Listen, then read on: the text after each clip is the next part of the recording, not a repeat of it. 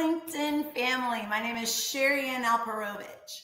I am a Christian influencer and author dedicated to spending faith and truth in a noisy world. I was honored to meet David Vogel through the Franzese Family Forum, where we're both proud members united by shared values. From our very first conversation, it was clear that David and I were not just colleagues. We were kindred spirits on a mission.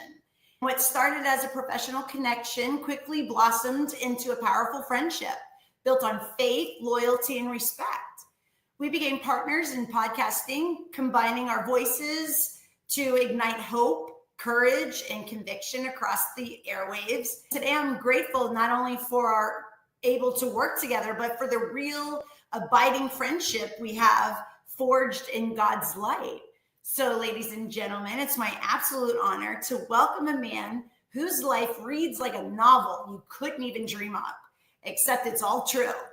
David Vogel is an ordained minister, a father of 5, a former Trump Tower resident, and a warrior who once risked his life wearing a wire to protect Donald Trump's own board members. But that's just the surface. David's story is raw. It's full throttle. It's a ride through breathtaking success, crushing betrayal, unimaginable loss, and a triumphant return led by faith.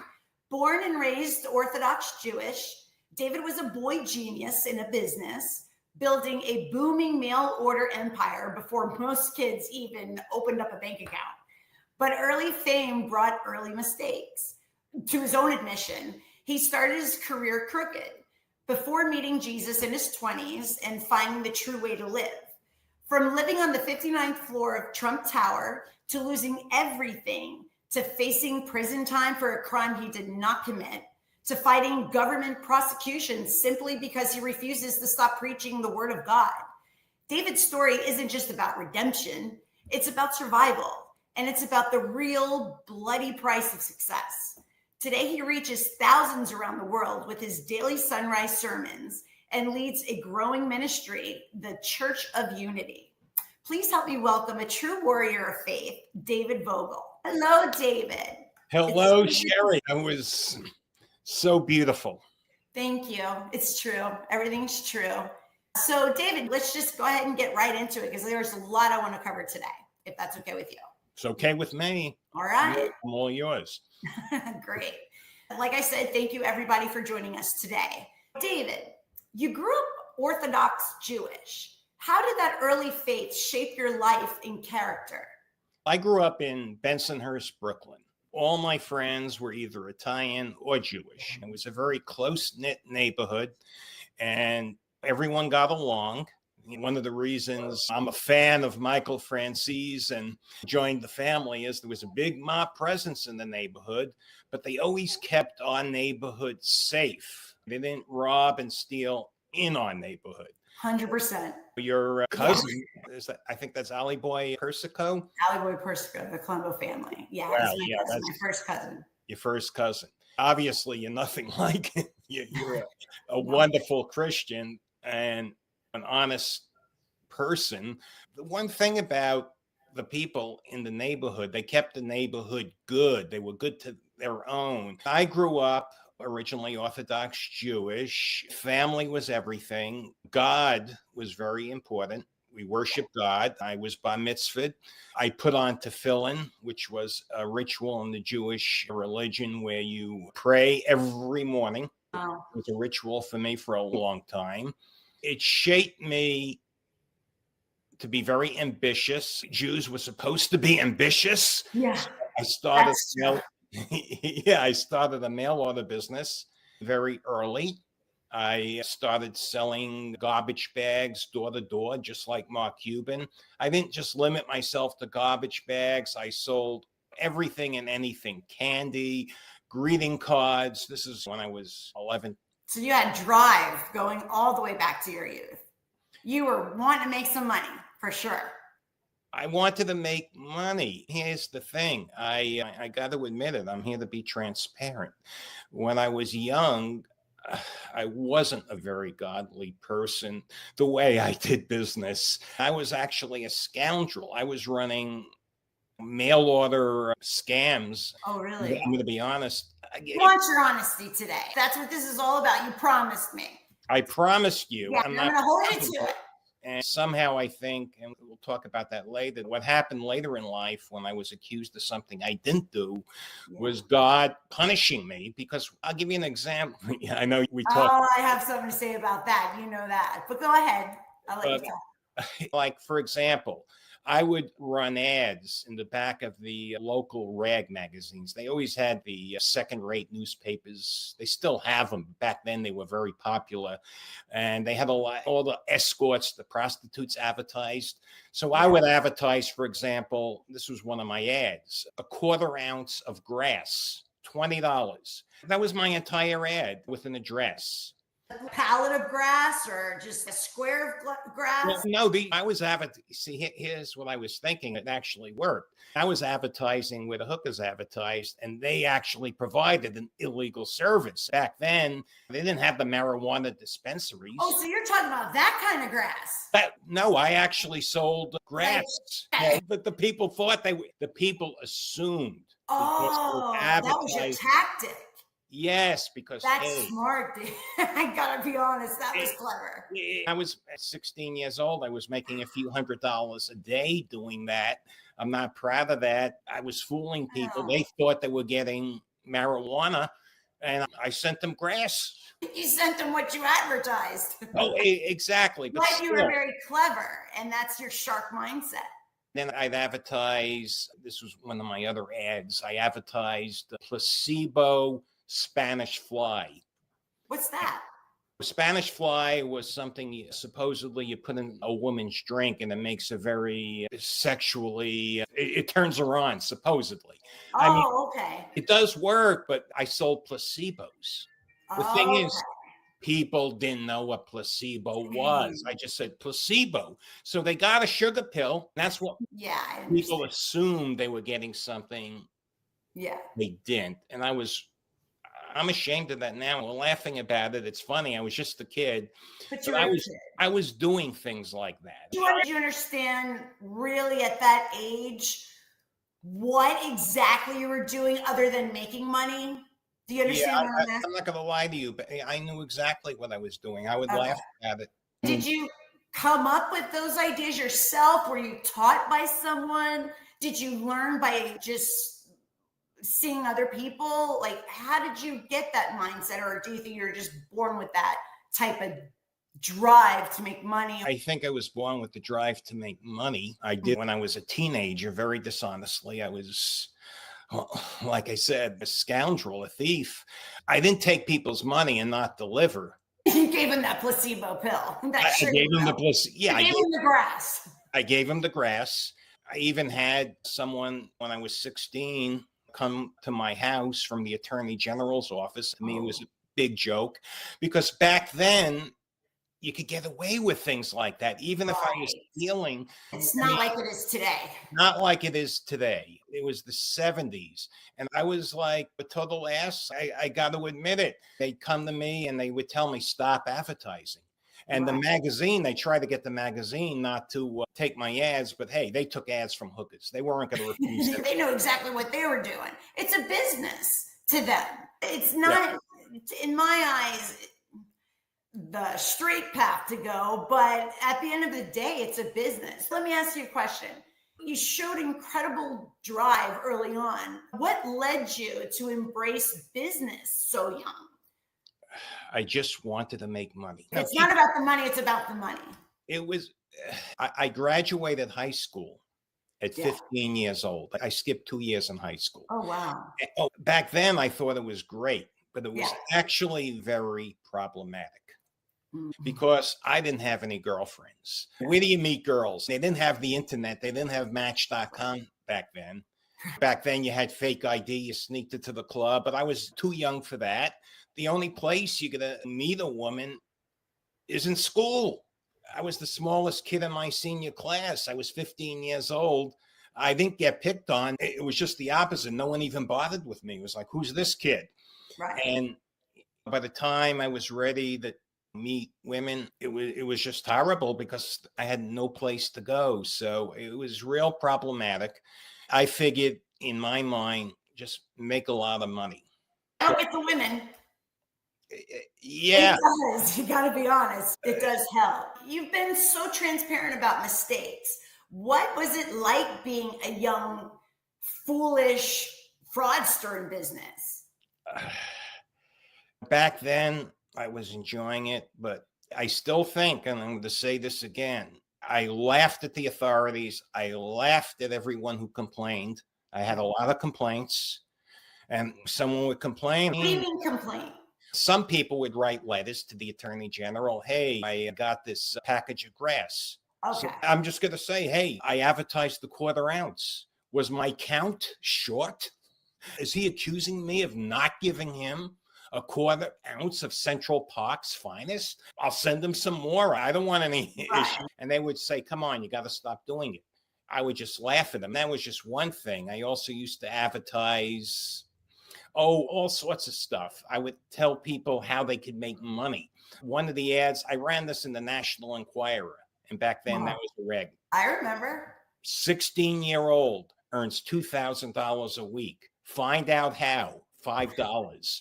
I would send them 2 pages. I just typed it on my typewriter back then. Hey, do the same thing I'm doing. I elaborated. Hey, that's still relevant today. They're all like, if you want them 10,000 a week, then do this. But not quite at what, 16? And back in the day, that was pretty clever. I got to be honest with you. You were an entrepreneur even as a teenager.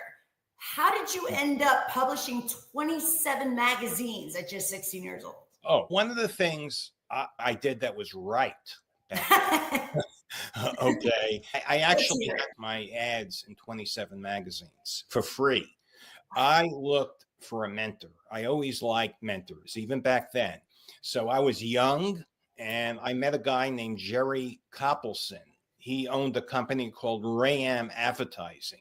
He was a big ad. We called him madman. We still do. A madman. I went to a seminar. I heard him speak, and he took a liking to me. Hey, I was young. I was ambitious. I wanted to learn. Psychologically, people like to be teachers. Yeah. And he taught me a trick. He told me that a lot of magazine publishers, if you catch them right before they're about to publish, they have advertising they haven't sold. Right. There's like pages missing. It's not a complete sellout. So you could make a deal with them where they run your ad on a PI, that's per inquiry basis. What does that mean? Per inquiry means you pay them per sale. You advertise your name, your product with their address. The orders go to them. They count the orders, and you basically pay them a negotiated fee for every sale you make. So I did that with my Spanish fly placebos, and I ended up in 27 skin magazines because there was this guy I met that was publishing all sorts of dirt, and he never sold out. Jerry was right. Yeah. And, I got my ad for free. When I say for free, I paid per inquiry, but I didn't have to pay any money. It's probably like a $20,000 hit for me back then, which was just amazing. Wow. Yeah. But, here again, I think, what happened to me, and we'll talk about that in a bit, what happened to me in my 40s might have been God paying me back, because I got away with so much, and I was laughing because I was a kid. And part of the reason I got away with so much was back then, a kid, a 16-year-old, could murder in New York City. And the most they would give him is 5 years. Back then, not now. Okay? Yeah. I think, and we'll talk about this, that my situation, my prosecution for something I did not do, that I was not guilty with. Yeah. Something that happened when I was leading a very ethical life, and I dedicated myself to Jesus, myself to Christ, and I was doing a lot of philanthropic work. And I'll talk about that too in the interview. Yeah. I thought God paid me back. Psalm 103:12 says, as far as the east is from the west, so far He removed our transgressions from us. Once you lay it at his feet, he's not dragging it back up. He's not holding it over your head. You're forgiven, you're loved, you're redeemed, and set free. No matter what happened back then, he doesn't punish you for your past. He uses it to shape your future. If you let him know, you have to let him.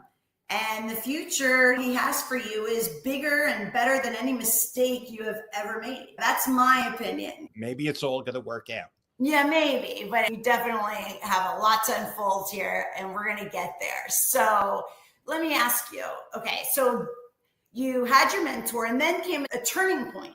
How did you find Christ, and what did your baptism mean to you? I was 26 years old. Okay. I married my first wife. We were having a lot of problems. I worked for a company called Heritage Rare Coin Galleries. They're $1 billion company today, Heritage Capital or Heritage Auctions. And I was lost. I was still studying the Talmud, the Torah, which is basically the Old Testament. Yeah. Then I met a man named Mike Haynes. And Mike Haynes was an executive at Heritage. And he brought me to Jesus. He brought me to the First Baptist Church. I remember he introduced me to a pastor named Billy Weber. And it made sense to me. Yeah, I got bar mitzvah. I studied the Torah. Okay. And everything about Jesus, everything is prophesied in the Old Testament. To make a long story short, I was sold.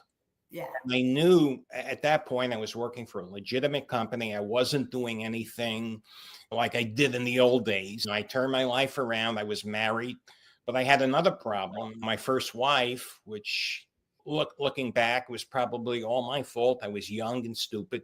I didn't know how to deal with a woman. I had no real dating experience in high school because I graduated so early. And then you were just all straightforward making that money. So, yeah.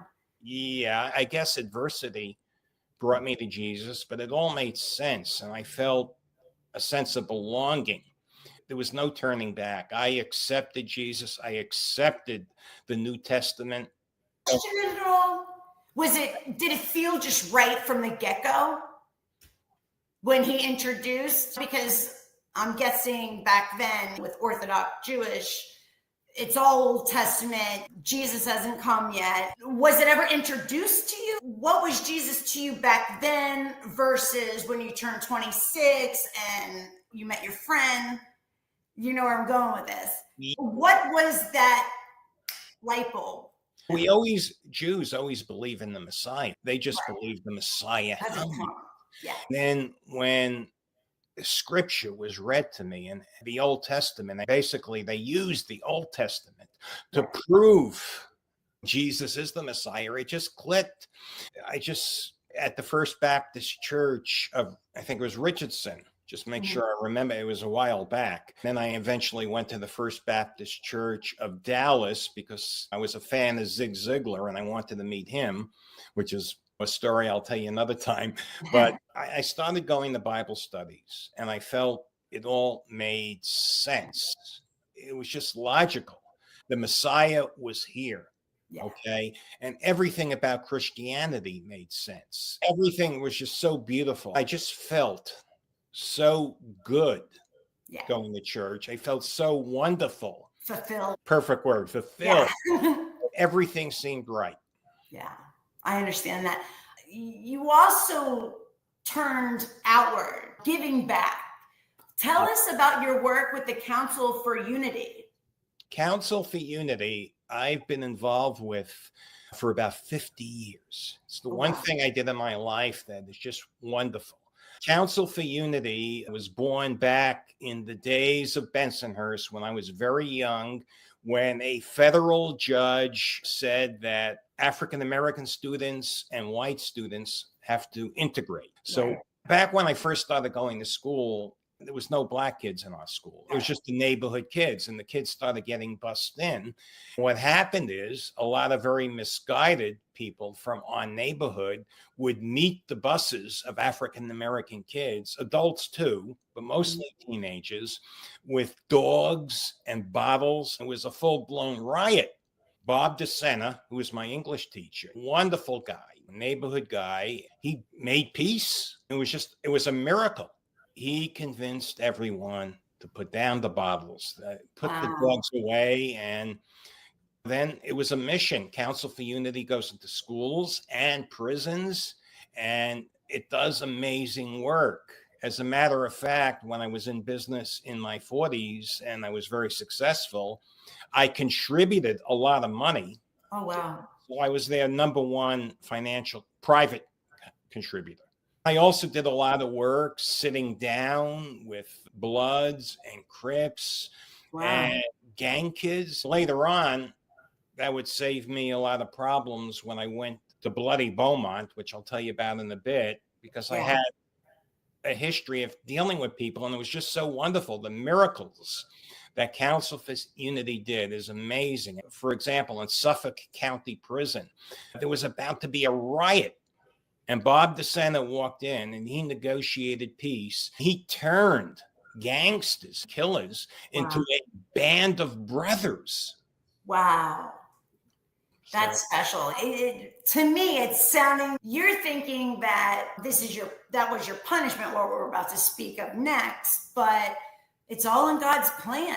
Everything that happens to us in life circles back to a greater purpose. You know what I mean? So I could talk to you till you're blue in the face about it, because I personally don't believe that it's a punishment, but it was your cross for you to lay down at the feet. However, okay, I'm going to switch gears a little bit, and I want to talk, because I have so much I want to cover with you today, because you are such an interesting person. So let's talk about your family life. How did marriage, remarriage, and raising not 1, 2, 3, 4, but 5 children shape you? I loved being married.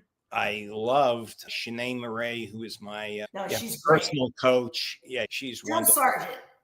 She's your drill sergeant. Drill sergeant. Great at what she does. She makes me do live events on LinkedIn. Maybe you can explain what she does for everybody. Who she is. She's a coach and a LinkedIn consultant. She's really the queen of LinkedIn.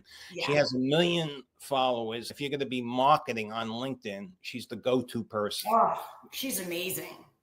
I love to catch her videos when I can't catch her live. She's just such a wealth of information, but yeah, she's great. Anyway, she talked about the average perfect day. When I look back, for me, what was an average perfect day? And it was average. It happened a lot. It was nothing out of the ordinary. That's waking up with a pregnant wife. And that's amazing. That's beautiful, David. That's really beautiful. Especially when you have a toddler playing in the background, and they're usually up before you. And married life was just wonderful.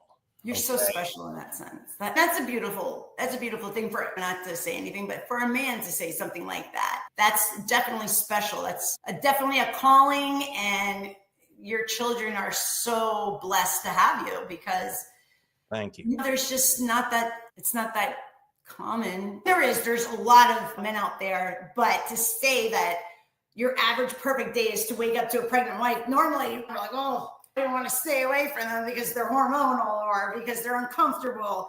But that's great. That tells a lot about your character. Oh, thank you. I love that about you. When a woman is pregnant, she also likes to be held and adored and fussed over. That's your baby in there. You know, that she's growing and nurturing. That's yours too. So part of her is, and you realize that. And I think that's just wonderful. She's at her peak of beauty. Wow. All right. Now you're laying it on thick. I mean, you're right. If you just break it down and think of what's happening. My husband would come over and say, so what'd you do today? Oh, I'm growing a baby. What'd you do today? That's what I would say to him. But anyway, it's great that you notice that, recognize that. And it's really special. It's really special. So that's your perfect day. That's great. It's my average perfect day. Hopefully it will happen again soon, but we'll talk about that later. Oh, it will. Ladies, come on. Okay, so shifting gears again, you rebuilt everything on honesty, right? Yeah. And what was it like running an ethical numismatic business? That's what I did when I was married. Most of my life, I had a rare coin company. It was wonderful because I had a reputation of being the Ralph Nader of the rare coin business. I had a lot of clients who were multimillionaires. I had a few clients who were centimillionaires. One client I think was a billionaire. He never told me, but he spent millions of dollars with me. Wow. It felt good because I was very trusted. The one thing about the numismatic business, a handshake and a promise are the fabric of an agreement. Yeah. We didn't have contracts. It's amazing. People would do $100,000, $200,000 deals, Just even off a $1 million handshake. deal on a handshake. That sounds like Italians for sure. But yeah, that's something. That was the way it used to be. It's definitely not that way today. Yeah. It's in that business. Yeah. It's a very close-knit business. Yeah. Yeah. And you achieved so much great success afterwards. So how did honoring God and loving your kids fuel that success for you? Just God was part of my life. My kids were part of my life. God is love. My life was just full of love. Yeah. I was doing a lot of great things. I was very respected in the numismatic industry. I was also working with Bob DeCenter. I continued my relationship. I would sit down with the Bloods, the Crips, the Latin Kings. It was preventing a lot of violence. Yeah. That felt good. I had a knack Sure. at dealing with these people.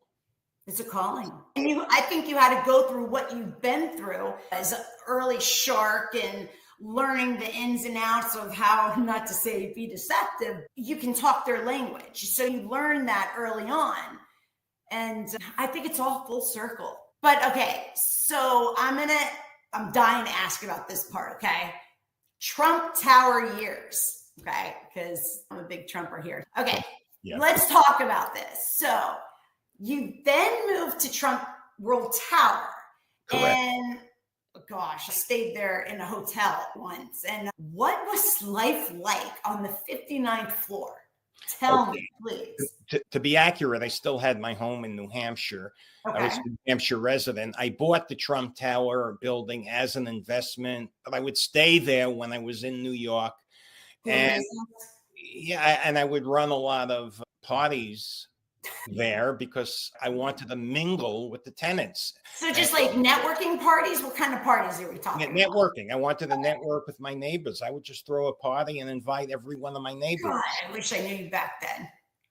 I was the poorest guy in the building. By the time I moved to it's funny, but you're laughing. I'm making $2 million a year. And I talked to one of the residents, $2 million. Yeah, I spent $2 million to have Elton John. Yeah, I remember a guy told me I spent $2 million to have Elton John sing at my wife's birthday party. I bet. Yeah, $1 million is a night out, but I met a lot of good people. Yeah, yeah. But I'm sure living there wasn't all glamorous. You were pulled into some serious danger. Tell us about wearing a wire for Trump during the Barry Jacobson controversy. I want to hear about this. Okay. This story is 100% true. It's almost like you can't make it up. I can't make this up. Believable. The Trump World Tower, we got an abatement, a 30-year tax, I think it was 20 or 30-year tax abatement because Donald Trump, he sued the city because he said, and it was true, that the building inspectors were soliciting bribes and he couldn't get a fair deal. He wasn't going to pay them a bribe, Trump. Right. Okay, so he basically sued the city and won. Wow. And as part of the settlement, we got a tax abatement. The board, the buildings board, had to compensate Trump for attorney fees. Originally, it was going to be $30 million. Then it was negotiated down to $15 million. The guy that did the negotiating, his name was Drew Aaron, and he did a wonderful job knocking that figure down from 30 to 15 million. I think that was a very fair number. Yeah. Okay. But then we had Barry Jacobson. He didn't want to pay Trump anything. And he told Drew that if you authorize anything, I am going to kill you. This isn't a band leader. Remember The Godfather? Yeah. What is this guy thinking? No. No. That's crazy. Delusional. It's totally delusional, although Barry was very wealthy. Deborah Stotts, who was one of Trump's executives in the building, she asked me to see if I could fish around and get some information from Barry's cousin, who happened to live in the apartment right next door to me on the 59th floor. So I wore a wire and, wow, I did some undercover work. A lot under your belt. Wow, that's. How did you feel about that? Were you nervous? I know why you're doing it, but that couldn't have been easy. It wasn't easy, but I'm going to be very honest with you and transparent. I wanted Donald Trump to know I did it. I wanted to get in with the Trump faction. Any cost. And I did think I was doing what was right. Yeah. I mean, Drew Aaron was a very nice man. He was totally shaken because I was around him when that happened. He was nervous. He was scared. Yeah. Barry Jacobson probably had $100 million. And wow. to this day, I wrote about that in the story in one of my newsletters on LinkedIn. And every so often, I look at the metrics. Barry Jacobson is looking at my profile. I'm not terrified. There's still got to be some uneasiness about it, though, right? I believe God will protect me. Yes, 100%. And I'm not and doing the right thing. We both grew up in a mafia neighborhood. Your cousin was Ali Boy Persico. A real mobster would not threaten a Trump Tower executive. It just wouldn't happen. They're going to threaten a band leader, some guy, small guy in a construction company. I think if a real mafia capo heard that one of his crew was threatening a Trump Tower executive, he would take that guy. Right, absolutely. Absolutely. That's one of those things that you just don't do and not to do and not even to think of doing. That's insane. After that incredible high came the fall.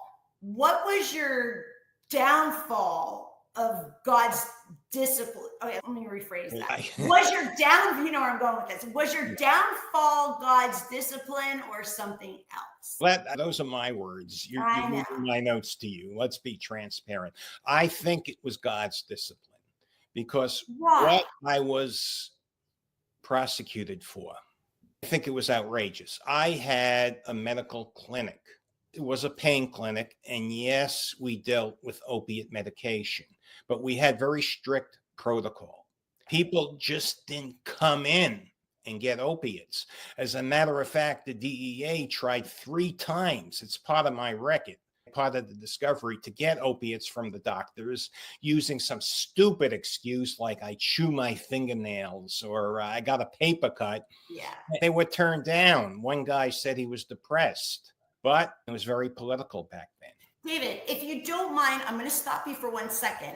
Sure. Let's back up a little bit and let my viewers know exactly what the fall was. Yeah, let's start there because then we'll continue on to this area. I was prosecuted for conspiracy to distribute drugs.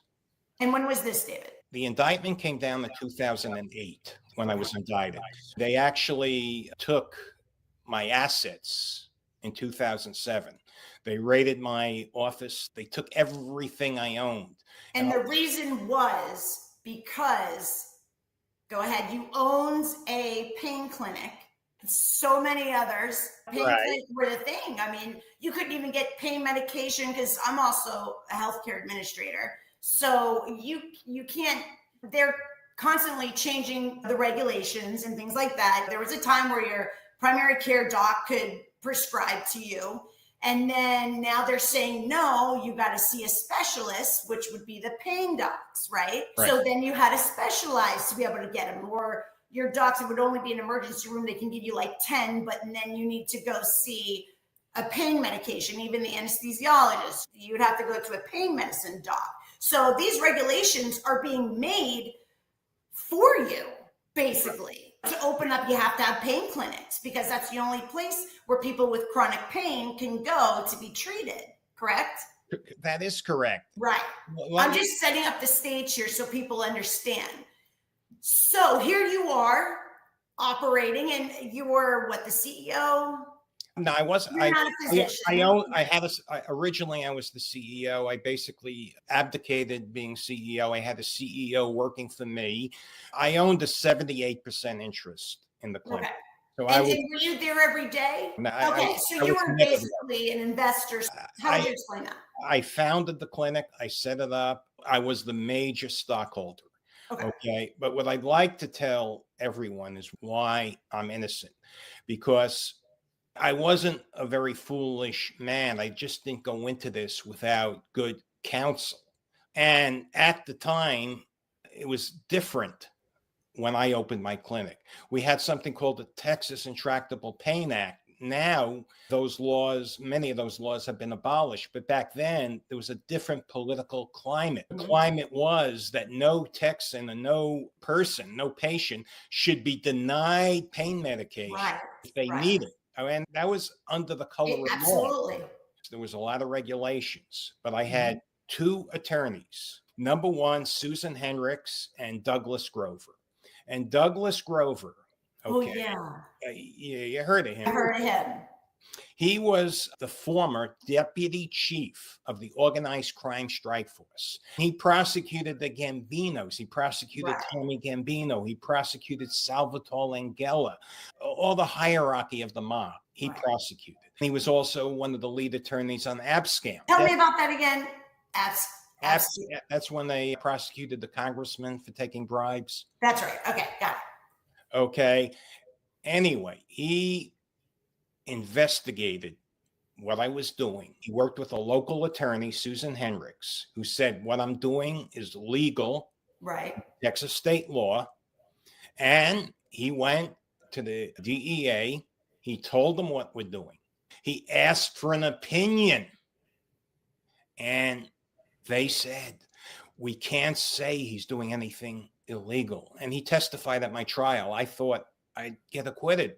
Douglas Grover, with his background, was told by the government, they can't say I'm doing anything illegal. But wait, there's more. Right. The protocol that they prosecuted me for was listed on the DEA's website as lawful. And then that website, it just vanishes. They write their own narrative. Yeah. So what's happening? Then it vanished. That's great. All of a sudden it vanishes. The vanishing website, and they prosecute me for the same conduct that they considered appropriate. It's almost if I'm playing soccer and I'm shooting the goal, they move the goalpost after I take my shot. Yeah. And I'm going to say one other thing. Later on, they prosecuted me based on a objective standard, meaning my standard of medicine had to be objective, which means it could be anything they want it to be. The reason I'm bringing this up is later on, the Supreme Court, just a couple of years ago in the Ruan case, said these type of prosecutions have to be subjective. So if the doctor was acting in good faith, it's not a crime. Based on Ruan, my conviction would not have stood. There's also another Supreme Court case called Jones, meaning I can't do anything about it. It's called finality. It's yes, my conviction would not stand today under legal terms, but it's final. So my only salvation here is clemency from the president. That's the only option I have at this time. So they were saying that the physician, repeat that for me. The physician was acting objectively. Okay, so let me ask, who's playing doctor here? Who's playing doctor? Is it the feds or is it the physician? Who's to question the physician and what his objective is? You know what I mean? Sadly, it comes down to that. Who's the one that's practicing medicine? Who's the one that went through the training, said the oath? It's just unbelievable. Okay. I was offered, just for your information, I was offered a plea deal of 3 years. I refused. Because you're innocent. Right. Right. I go to trial in Beaumont, Texas. It's not a very friendly venue. Not for someone from New York. I get convicted and they give me 20 years because I didn't take a plea. Yeah. Okay. So you were basically caught in a system that crushed innocence, correct? Yeah. So Yeah. why do you say the truth about your opiate case needs to be known? It needs to be known because this wasn't a fair prosecution. They moved the goalpost after I took my shot. If they wanted to change the standard, they should have just said, close down. This is our new standard. We don't want you doing business this way.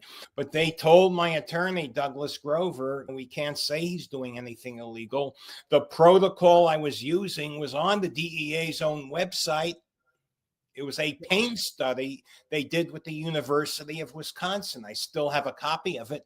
What's that? They call that the Wayback Machine or whatever, where you look at old websites. You could look at it with the Wayback Machine. You could see that I'm telling the truth. But David, wouldn't it more come down to the prescribing physician?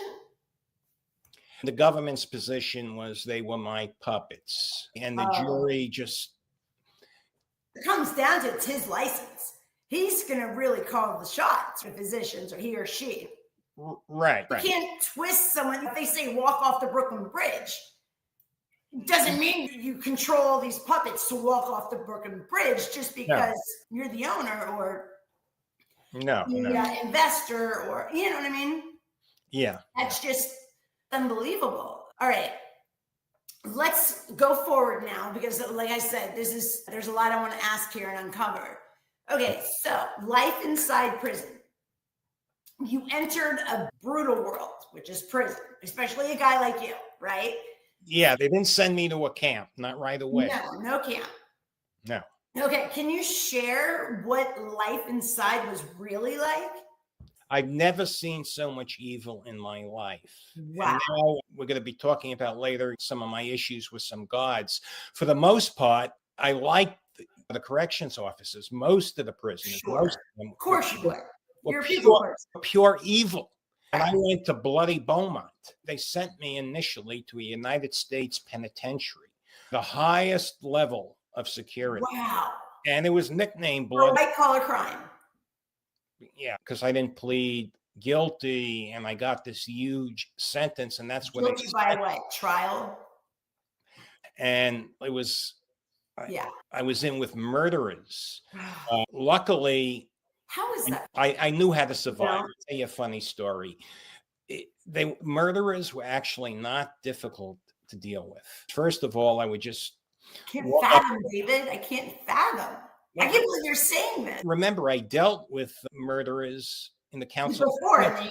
Right. I had, God at least paid me back in a great way because I had experience dealing with killers. For me, it was real easy. I would go up to a killer. I would ask them about their kill.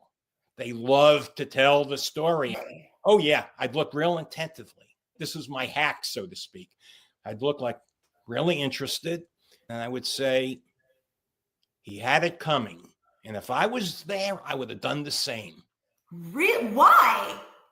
I wouldn't have. I'm just saying that was my hack because then, you know what I mean? Okay. That was my hack. I have to get that mindset. Yeah, remember, I'm dealing with, and then bank robbers were easy to deal with.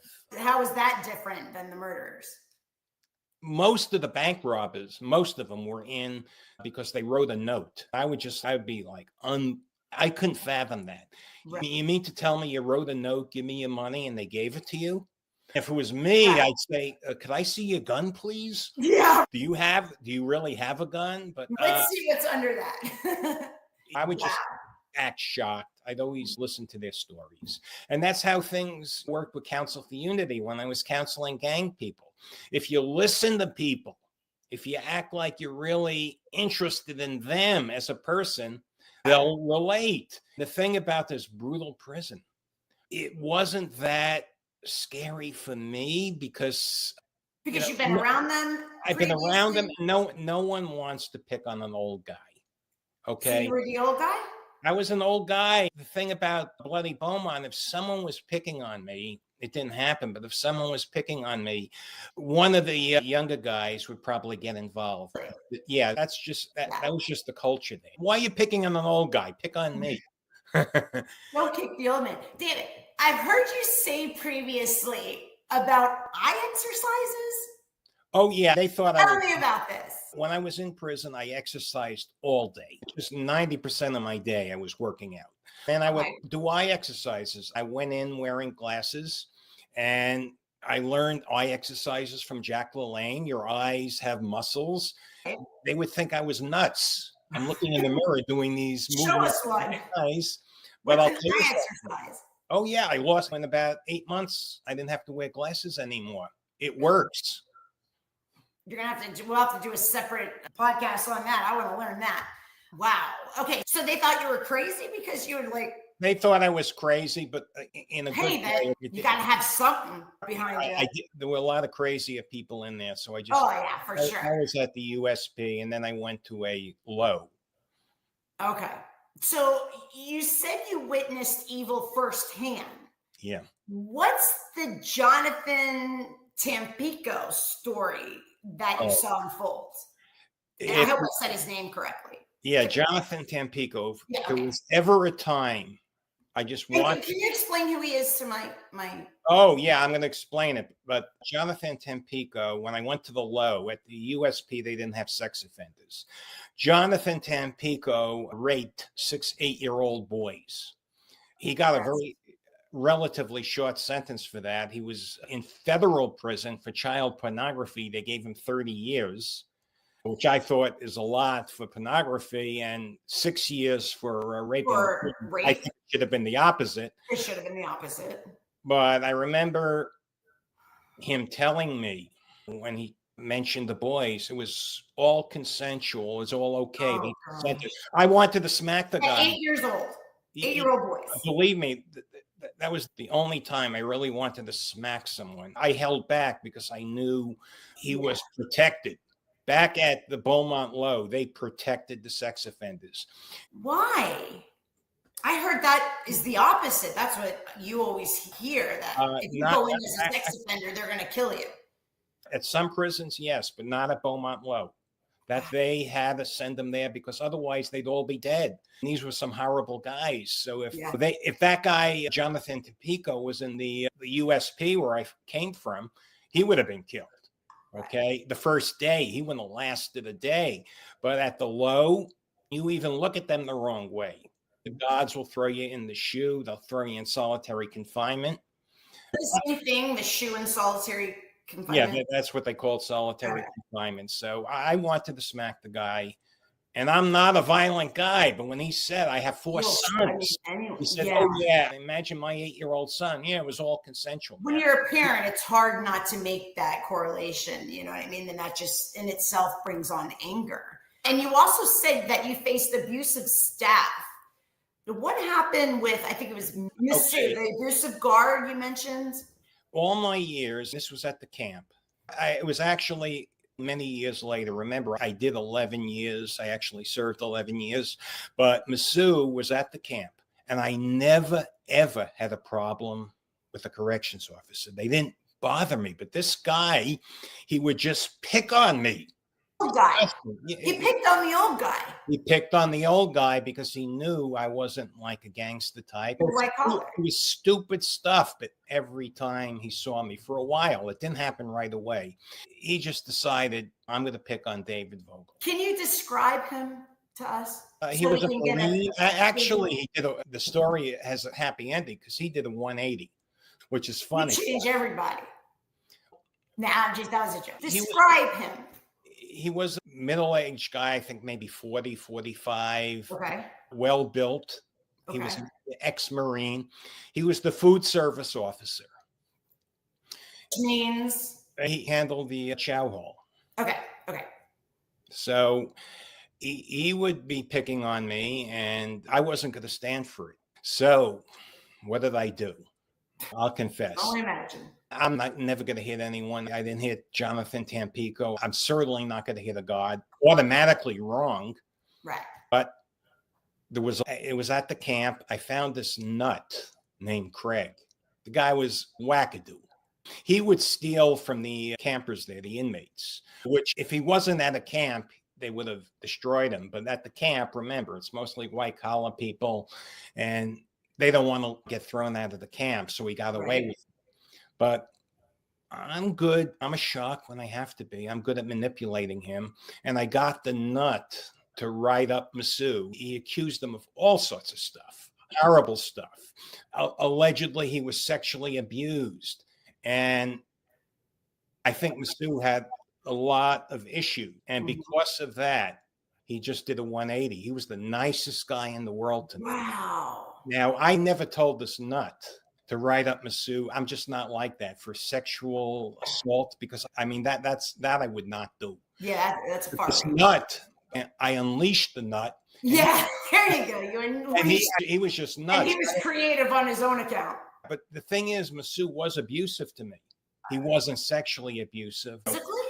No, not physically. No, really. He would pick on me. He would try to tell me. That's just as worse. It's just as bad as physical abuse. You know what I mean? Yeah. But anyway, he did a 180 after that write-up. And it's every time I came to the chow hall, Masu was throwing food at me.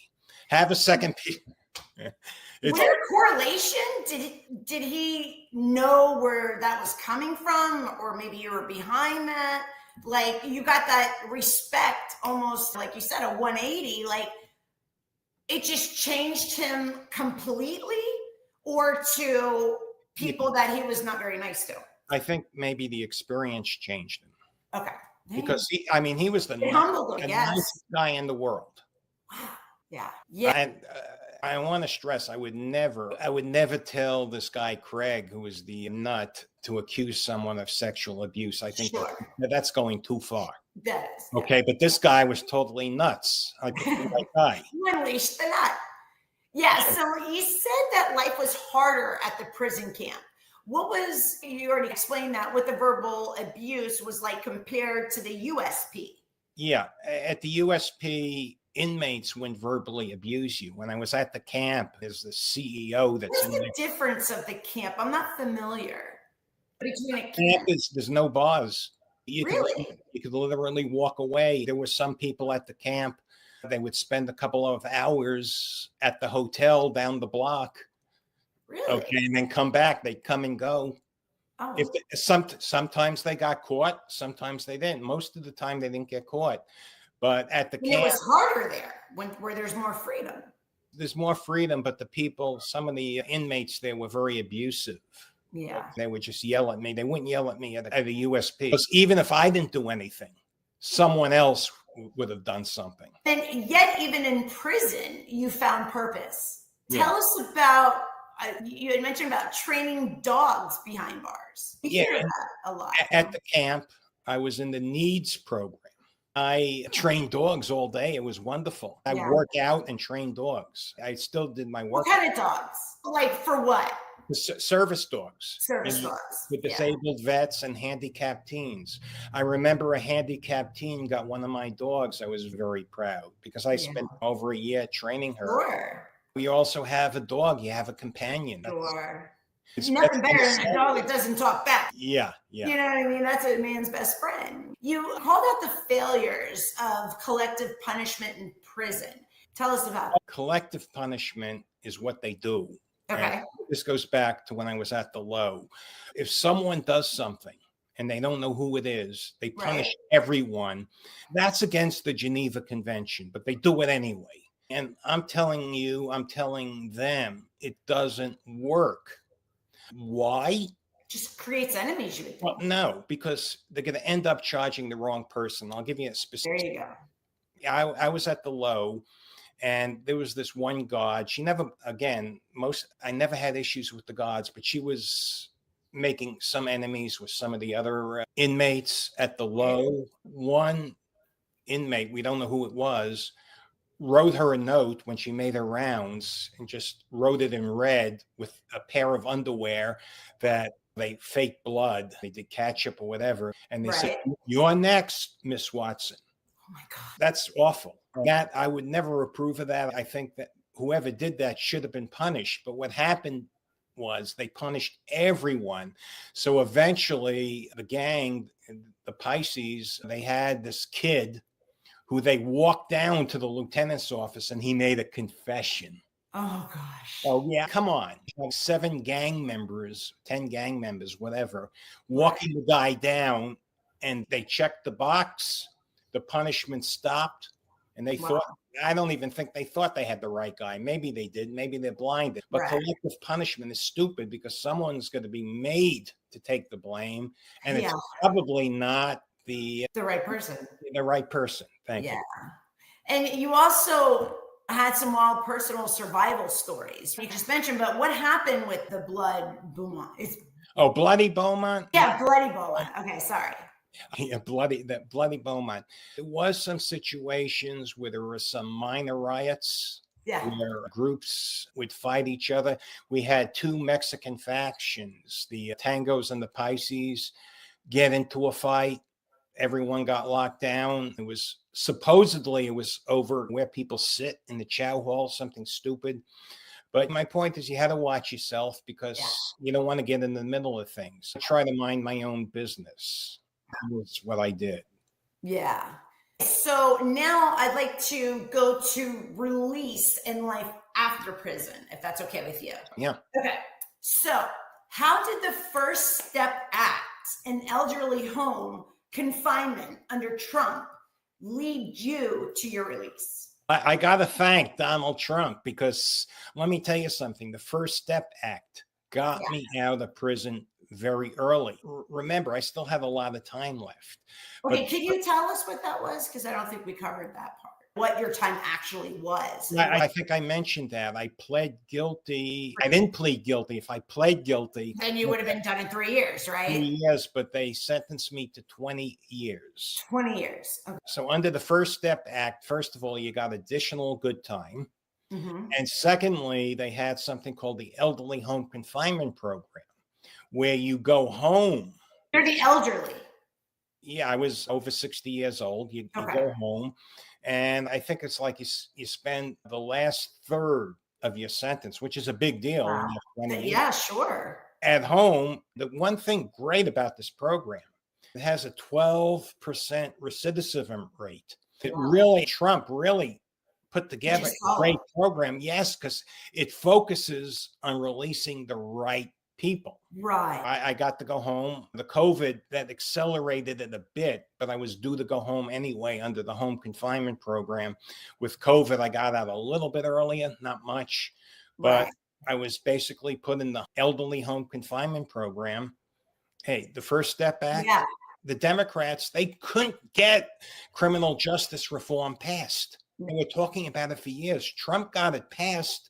And not only did he get something passed, he got something passed that doesn't release violent people, doesn't release predators. Right. Releases people who have truly reformed, people who go through programs. Right. Like I got extra time for the dog program, and people who are elderly who pose no threat. Getting out didn't end the battle. What persecution did you face after prison, especially McFarland's retaliation against your First Amendment rights? Oh, okay. Tell us about that. This was actually back in 2024, April. This is just about a year ago. I've been doing my sermons every morning, 7 a.m. I want to start getting on podcast. I want to start getting interviewed for the newspaper. My main goal was to get interviewed because I wanted to lobby for clemency. President Biden, he promised to reform clemency, and we're going to get into that because he absolutely lied. Clemency was not reformed. He made a promise when he was running. He broke that promise. But anyway, I didn't know he was going to break that promise at that point. I wanted to get into the newspaper, and McFarland basically comes up with these outrageous interpretation of restrictions. And he said, no, I can't do it. So I go to court. I file a 2241. Now that's in court for 8 months. Can you tell us what that is? That's just a petition basically to change the terms of home confinement. Got it. The judge throws it out. Wait a second. It's not the judge of. I'm filing in New Hampshire. I had a liberal judge because according to the judge, 2241 is not the way to file this. You have to file this as a civil rights claim. Oh, Okay, well, I basically need to refile. But McFarland retaliates. He takes me out of elderly home confinement. He puts me in this other program. It's still home confinement, but it's much more restrictive. oh. You filed the wrong thing.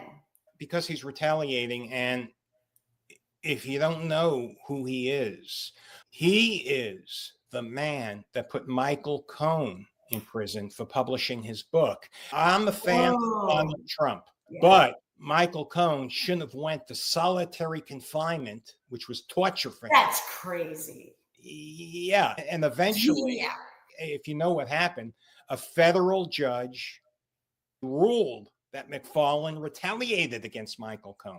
Wow. It was retaliation. Yeah. Yeah. So this guy has a history. Yeah.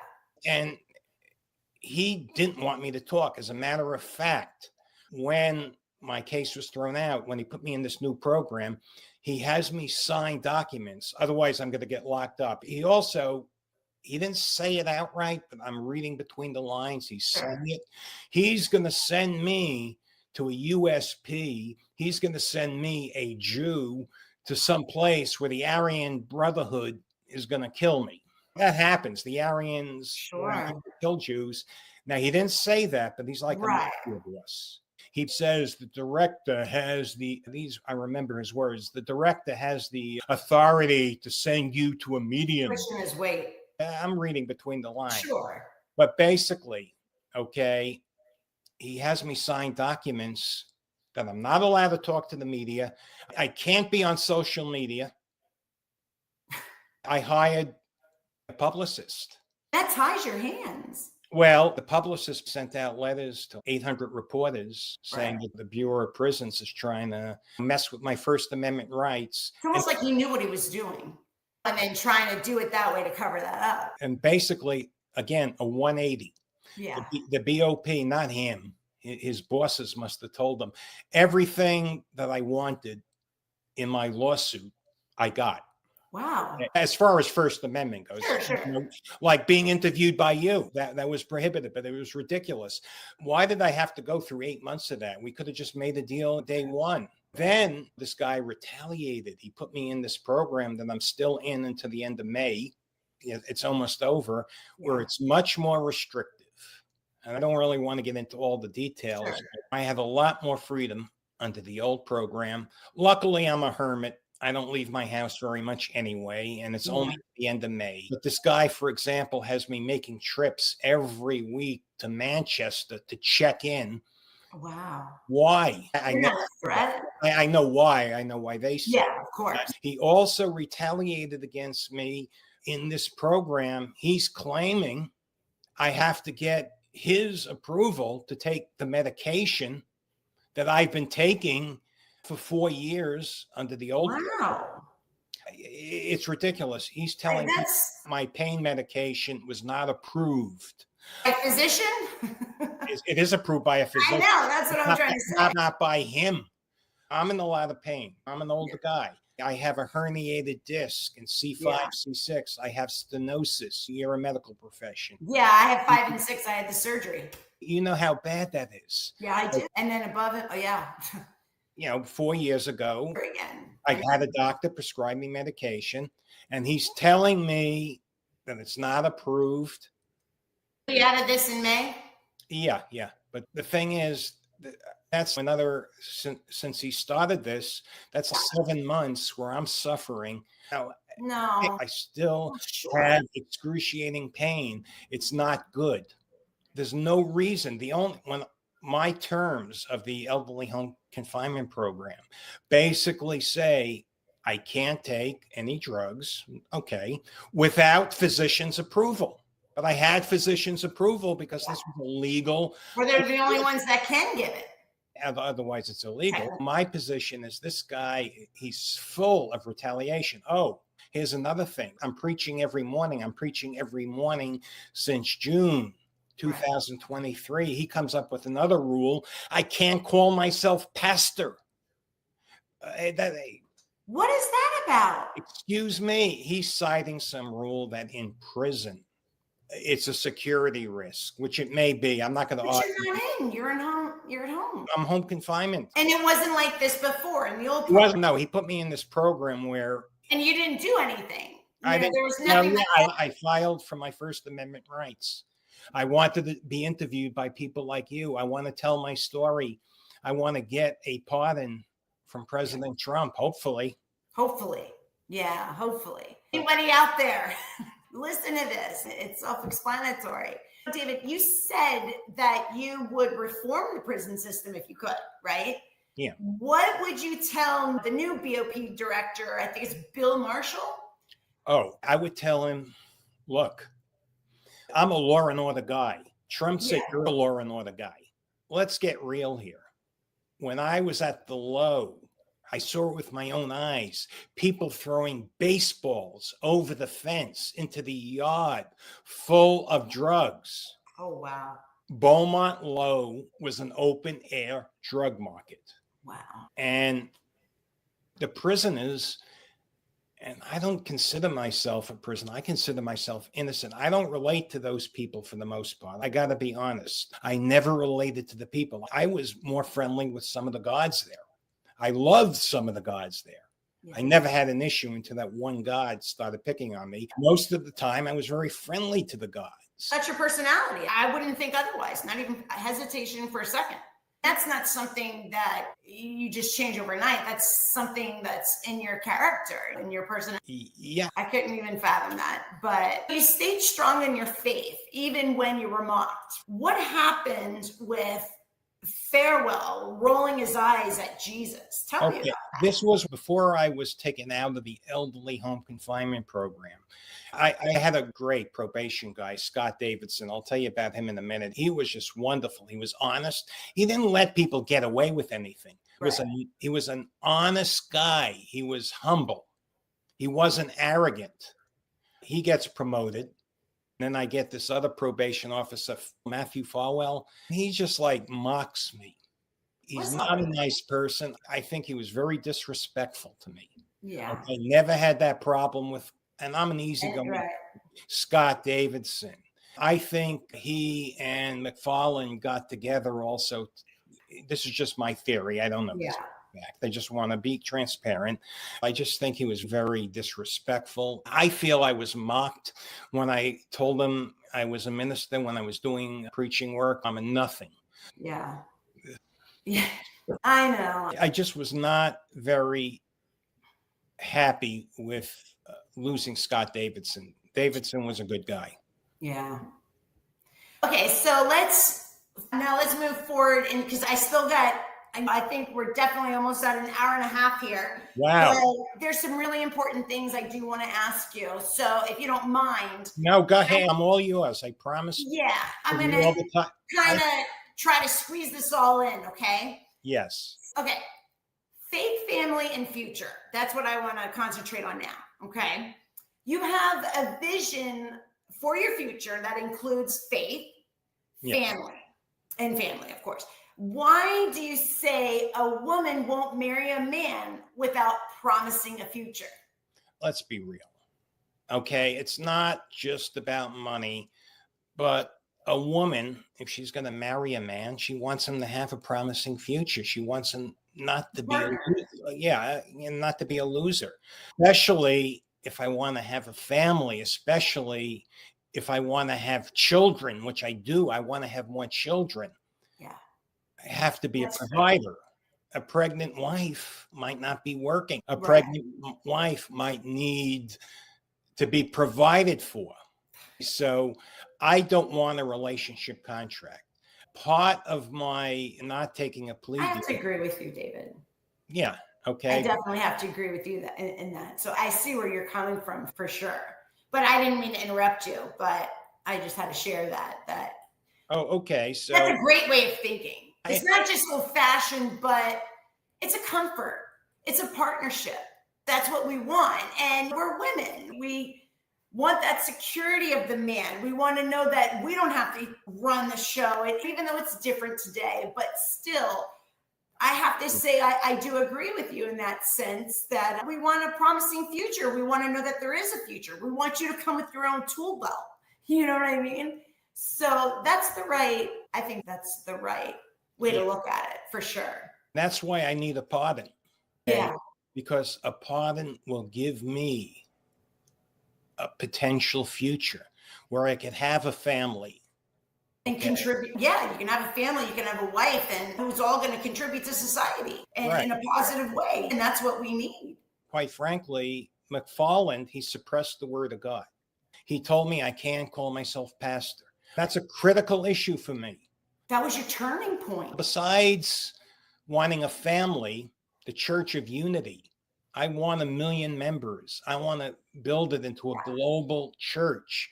I want a church, and I'm going to be very transparent, that's also able to provide for me and my family. There's nothing wrong with that, because if I build a mega church, I'm legally and morally and ethically entitled to be compensated, but that's the way I want to be compensated, spreading the word of God. Yeah.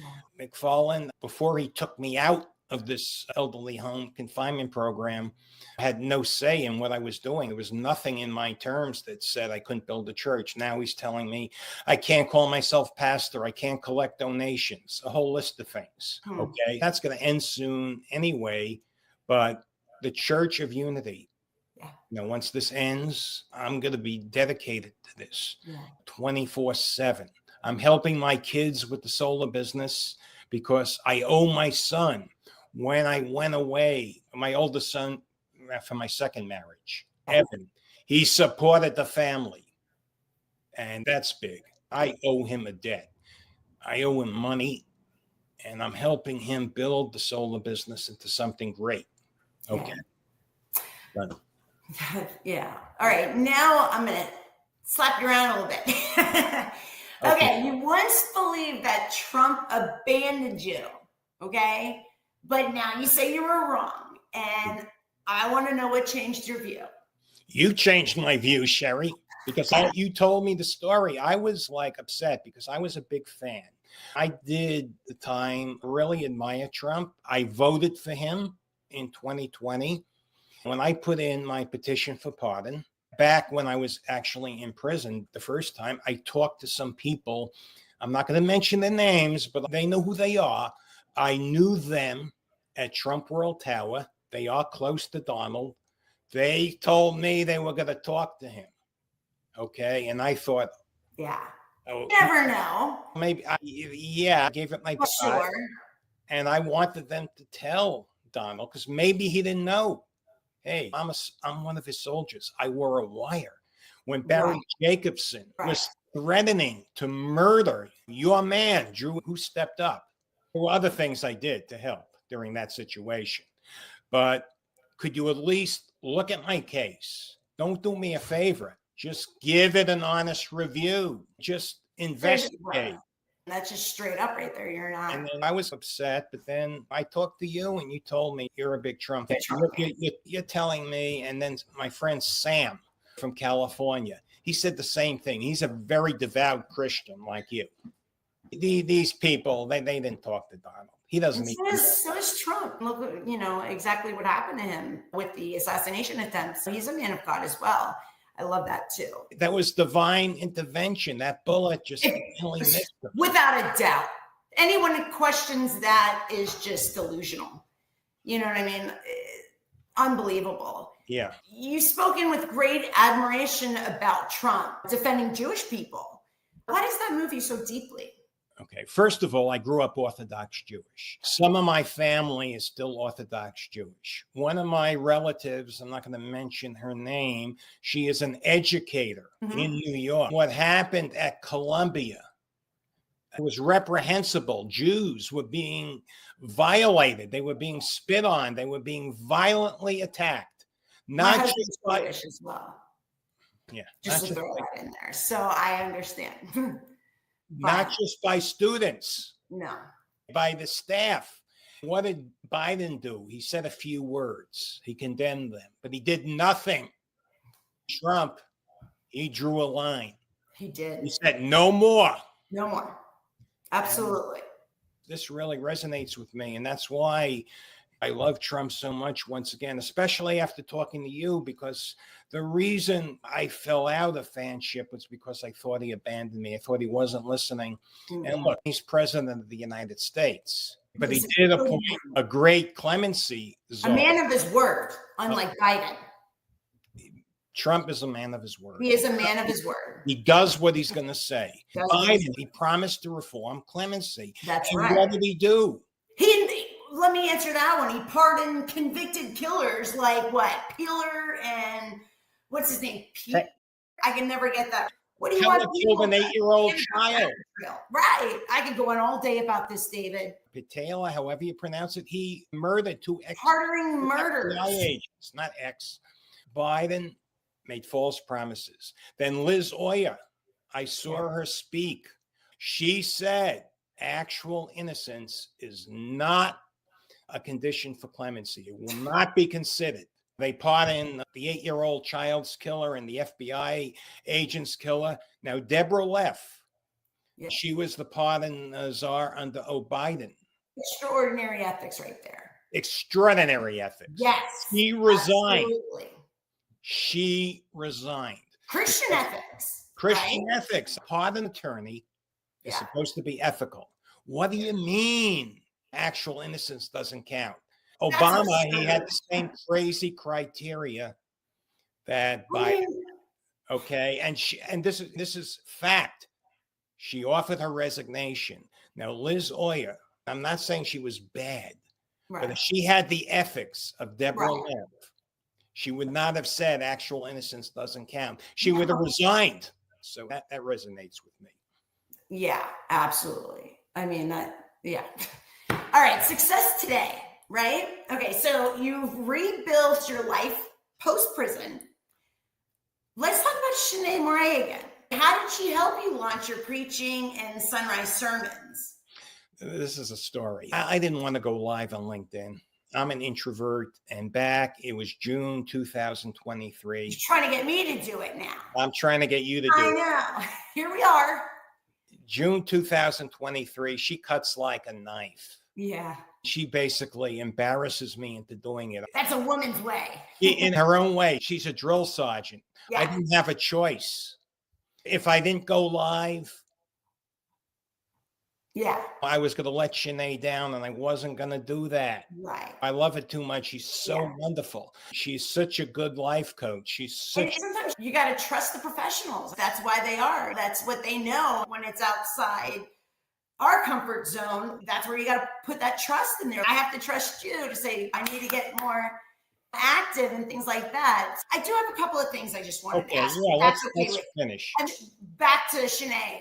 She's a fierce. She's great. She is a drill sergeant. Oh, yeah. And in the best possible way. Oh, yeah. Absolutely. And you're teaching me from her. And I'm listening. And I'm that rebellious little I can tell you this. Since June 2023, I've been live 6 days a week. Yeah. Since June 2023 at 7 a.m. on LinkedIn preaching.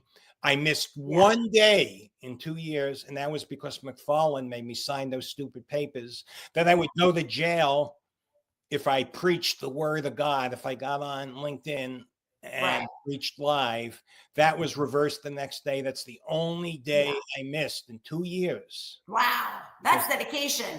I'm not going to let Shanae down because I promised. That tells you, a lot about your character, David. You know what I mean? Now, I have to talk about this. Yes. We actually met through Michael Franzese's family. Yes. Can you tell everyone how we connected and what Michael's influence means to you? Michael's story.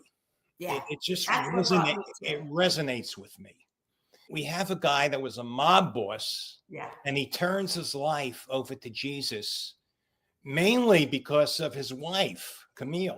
It's always a woman behind it all, right, David? It's a woman. She is his strength, his pillar. I read her book. I have so much respect for her. But this is not my question. This is your question. Excuse me, but everybody that's listening, this woman is incredible.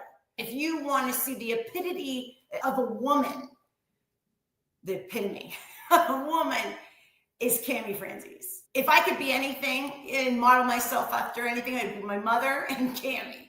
Because, wow, that's standing behind your man right there. That's having unbelievable faith. But go ahead, I'm sorry.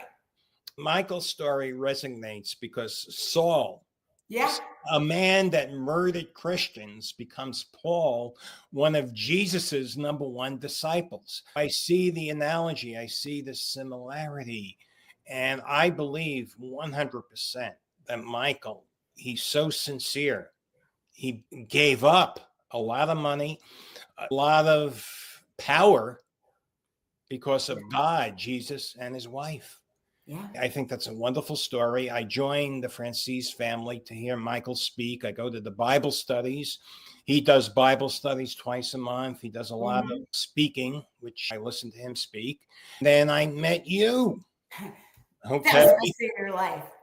Yeah. Best day of our lives. You were the first one I remember. We met and we would send scripture and talk and always end up with scripture. That was our little shared, little token, right?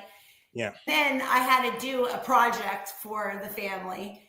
I knew out of everybody that I contacted, you were going to be the first one to respond. You were going to be the first one to complete every question I asked. Not only did you do that, you did it in Word format. You did it in docs. You're so thorough. I just knew that's who you were, and that's what I like. I like that type of character. And I think that's why you're so thorough. What is what you get? You know what I mean? And you just reach far. You do not go for low-hanging fruit. You reach far. And I think that's incredible characteristic about your personality. 100%. I love it. Thank you. We've just went vertically up from there. You're such a help to me. I hope in return I'm a help to you as well. But you're a great man. And I'm blessed to call you my friend. And I really mean that. I really mean that. And I hope you understand, believe that. Joining the family, joining the group, it's been a blessing. Just meeting you has been a blessing. Yeah. And likewise, absolutely. Even with this interview, you can pick who you are out in just a couple of questions. This is what you get. And I just think it's wonderful. For those who don't know who Michael Franzese is, he was a former Capo regime in the Colombo crime family, right? Yeah. His father was a big mob boss for the Colombos. Michael was supposed to actually go into medical school, but his father was also framed, I guess, accused of a crime that he did not commit, spent a lot of time. Basically, Michael found, how would you say it? He was put into the shoe for a long time after a few indictments, which he won most of them.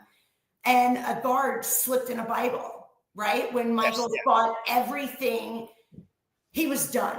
That's when he believed he was just done. And he thought he'd spend the rest of his life in jail. His family, everything that he held dear was just finished until he got that Bible from an unknown guard. It transformed his life. He ended up quitting the crime family. Now he's a speaker worldwide. And so he's got the greatest story of redemption. And that's what attracted me to him. Yeah.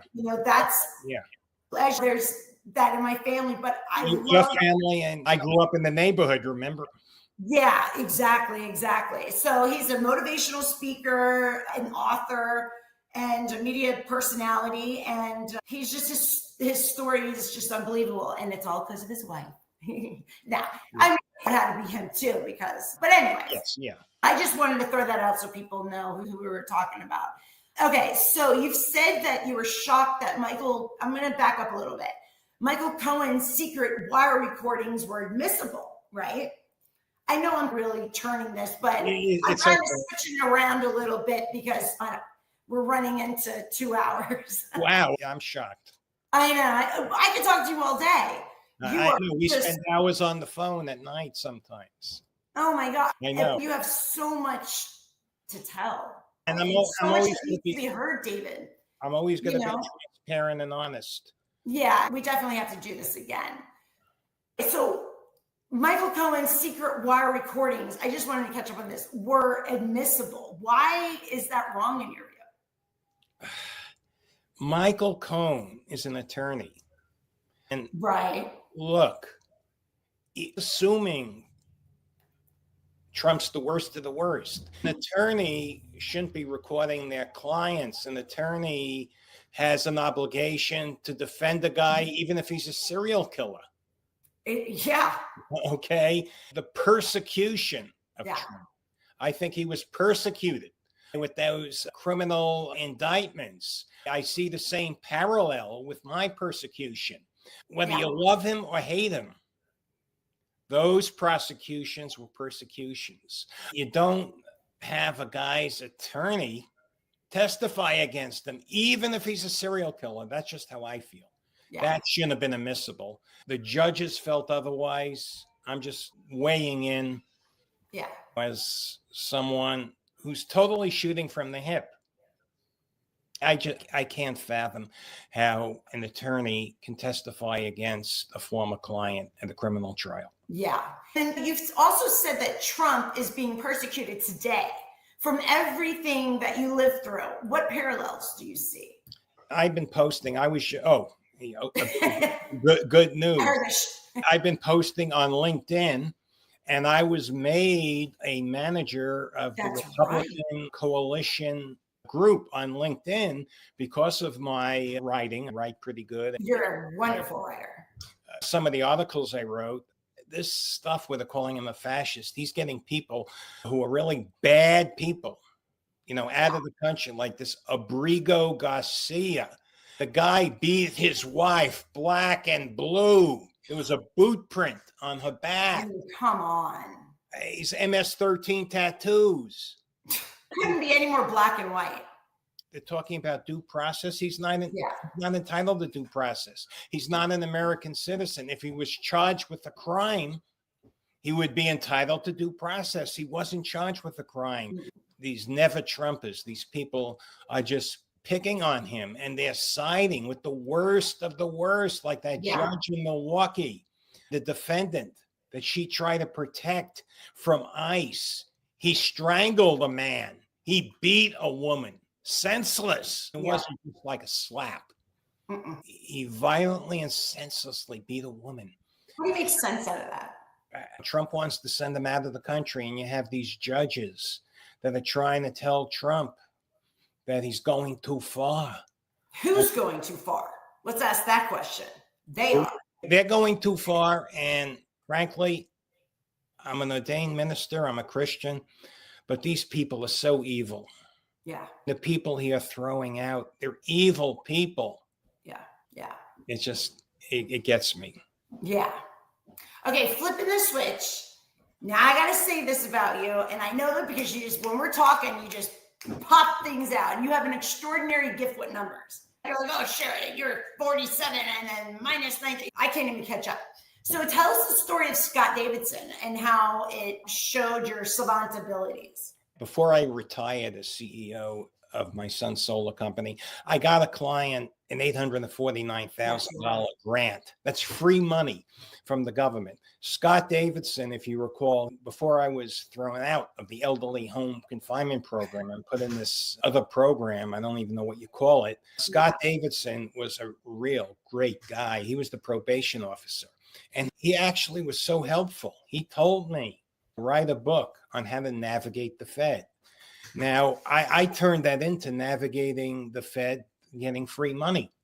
He actually gave birth to this idea where I could get clients, mostly centimillionaires, because I'm very honest. I deal with people who are very sharks. I could get them $1 million free money from the government because I know how to navigate the Fed. There's one thing I'm really good with is numbers, and I'm very anal. I read. Yes, you are, but in a good way. Yeah, I read the notices I get from the federal government about free money. I read them thoroughly. And I'm helping federal myself. government. That's us. That's us, the federal. That's our tax money. It's your, I'm sorry. But it's yours too. You know what I'm saying? So it's everywhere. Don't even get me started. Mishandle, whatever. But don't even get me started on that. But you said today, right, that living in, it's Wolfsboro, right? New Hampshire. Wolfboro. Is a blessing. Why is that the most peaceful place for you? I love living here. You've said it over and over to me. I'm in God's country. Yeah. I got bear. I got moose. You got horses right down the street. I have horses right down the street. You're the animal whisperer. I got so many wonderful animals. I have a pet turkey I feed in the morning. I believe that. But the thing I love about this is the people of New Hampshire. Most of them are very kind.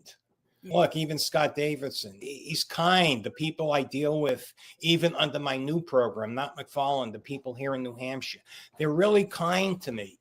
Yeah. And I find that people here around this area are very kind. When I'm walking down the street, if I have to cross the street, they'll stop their car. Stop it. Yeah, really. Even stop your car. I think I need to move there. Here they just hit the gas. People are kind. That's great. I'd love it too. That's great. Yeah. It's beautiful there. When I seen the picture, the foliage, everything it's really beautiful there in New Hampshire. And I sent you a lot of pictures, didn't I? Yes, you have. Yes, you have. Okay, now I got my one. Okay, I got two more. Okay. Because then I got to get for carpool or else my kids are going to be. Okay. After all you've survived, what is your final message about the real price of success? The price of success. Yes. The price of success was a video topic I was supposed to do like a year and a half ago in Shanae Murray's mastermind class. I never did it. I did 99% of her assignments, but that was one I was saving. Yeah. And it wasn't going to be a 2-minute video. We're on this interview for like almost 2 hours. The price of success, my final reflection. You could be very successful and then it could all be taken away. Right. I had it all. I had a $4 million apartment. I had a multiple 7-figure year income, a wife and 5 kids. Yeah. And then I lost it. Yeah. So the price of success can be very brutal. Yeah. When you're successful, you become a target. Yeah. There's always someone who wants to take it away from you. Right. I have to. And that's the price. Okay. And then one final note. Okay. What's your message for anyone feeling crushed, but still dreaming of redemption? My message is really to Donald Trump. He let me out 6 years early with the elderly home confinement program. Yeah. He let out the right people with the First Step Act. I'm begging him, keep up the momentum. Yeah. I'd love for Trump to sign the Trump clemency doctrine and let Alice Marie Johnson, who he appointed as pardon czar, do her job. I want to preach. I want to spend my life preaching. And I want to promote Council for Unity and Church of Unity, both. I want to continue working with gang kids, turn them around. Help with reform. And there's so much. Yeah. Oh, yes. I want, and maybe I'm selfish, but I want a wife and children. I'd like to have 3, 4, maybe 5 or 6 children. The only way that's going to happen is if I get clemency. I can lead my life, I could preach, but if I want to have a wife and children, sure, I need to be able to provide for a wife. Sure. And you deserve that. You deserve that. I think I was prosecuted wrongfully, but like I told you earlier, I was a scoundrel when I was a teenager. Sinners, David. We've all. So what you do today is what matters, and what you do tomorrow is what matters, right? Yeah, but some people call it karma. I don't believe in karma, but I believe in God. Maybe God was just saying, "Hey, David, you were a real bad kid, and you got away with it. You laughed. This is your payback. Not David. I think your journey had to go through every step. You've got so much more to go and so much further to go and so much good to give because of your trials. I'm going to work on you with that because. Thank you. But anyway, it has been a pure pleasure spending this time with you. It flew by, but that's how we always are together, right? And thank you for being open and honest with me and sharing your story and being transparent and your struggles, your goals. Thank you. I hope, everybody out there is happy and learn something and will share this. Please, I beg you, share this on your feed. Let's get David's word out there. Let's let it fall into the right hands. Like he said, just have people just look at your story. You're not trying to paint a narrative. Everything is transparent for you. Let's help David out. You heard it first and foremost right here. He's a good man who deserves a good future. So, ladies and gentlemen, today we've journeyed through the remarkable life of David Vogel, a man who has faced profound trials, embraced redemption, and now stands as a beacon of faith and resilience. David's story is not just one of personal transformation, it's a testament to the enduring power of faith, right? And the human spirit. From his early days as a young entrepreneur to the challenges he faced with the justice system, David has consistently demonstrated courage and integrity. So in light of his journey, I earnestly appeal to President Donald Trump and Alice Marie Johnson, the current clemency czar, to re-examine David Vogel's case and his unwavering commitment to faith and his contribution to the community, and the injustices that he's endured warrant a thorough review and consideration for clemency. It's imperative that our justice system reflects both fairness and compassion. By granting him clemency to individuals like David, we not only rectify past wrongs, but we also reinforce the values upon which our nation stands. So let's all stand together in support of justice, redemption, and the transformative power of grace. David, thank you again. Thank you, Sherry. I really enjoyed this. Big hugs. I can't believe it's been 2 hours. But I know. It's been a pleasure. And thank you for hanging in there with me. I really appreciate it. Thank you, Sherry. And just in time for carpool, but everybody, thank you for coming and listening and watching. We'll see you next time. God be with you, Sherry. Have a great day. God be with you too.